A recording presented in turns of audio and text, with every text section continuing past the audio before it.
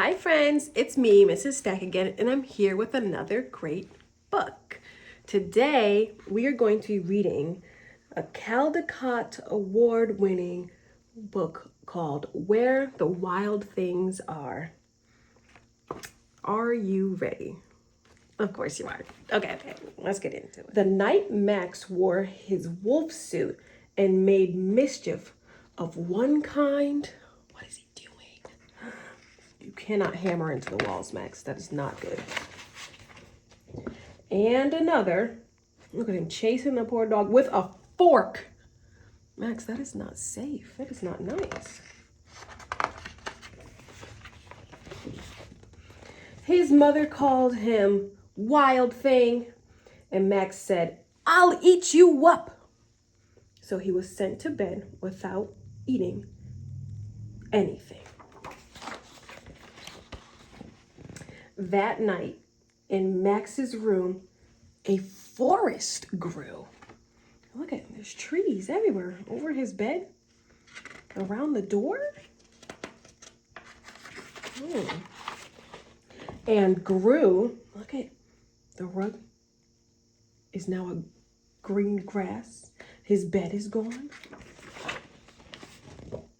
And grew until his ceiling hung with vines and the walls became the world all around. Wow, look at this. That used to be his bedroom. It's not anymore. And an ocean tumbled by with a private boat for Max, and he sailed off through night and day. Here he goes in his boat. It has his name on it, M-A-X. And in and out of weeks and almost over a year to where the wild things are. Oh, he was sailing for a long time, for weeks and almost over a year. It's a long boat trip. And when he came to the place where the wild things are, they roared their terrible roars and gnashed their terrible teeth and rolled their terrible eyes and showed their terrible claws. Look, they're looking pretty terrible and scary to me.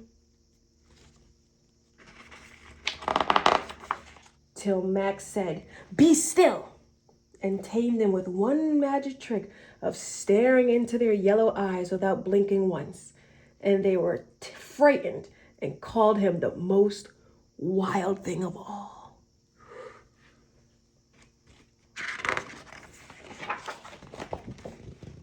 And made him king of all the wild things.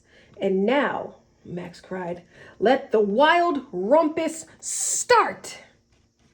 Look, there they all go. Everybody's getting up. Look at them. They said, "Roar," and they're jumping, and they're stomping their feet. Oh my goodness, what a wild rumpus. And they're hanging from trees. They don't have socks on. Why does this one have chicken feet? But he's not a chicken. This one has a big bushy tail. This one looks like a bird, but he has feet like a bear or a wolf.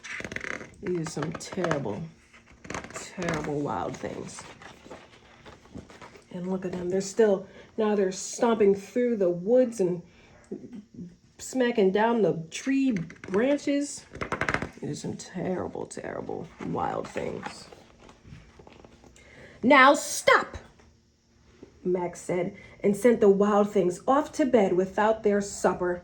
And Max, the king of all the wild things, was lonely. And he wanted to be where someone loved him best of all. Then all around, far away across the world, he smelled good things to eat. So he gave up being king of where the wild things are. Look, he doesn't seem happy anymore, especially when all the wild things went to bed. But the wild things cried, "Oh, please don't go. We'll eat you up. We love you so." And Max said, "No." The wild things roared their terrible roars and gnashed their terrible teeth. and rolled their terrible eyes and showed their terrible claws. But Max stepped into his private boat and waved goodbye. See, there he goes. Bye. And sailed back over a year and in and out of weeks and through a day. Look, he's even sleeping on the boat. Such a long ride. And into the night of his very own room, where he found his supper waiting for him. Oh, look, there it is. And it was still hot. Wow, now that book had a lot of imagination to it. Oh my goodness. Well, friends, I hope you enjoyed today's book. And as I always say, I'll be back with more videos.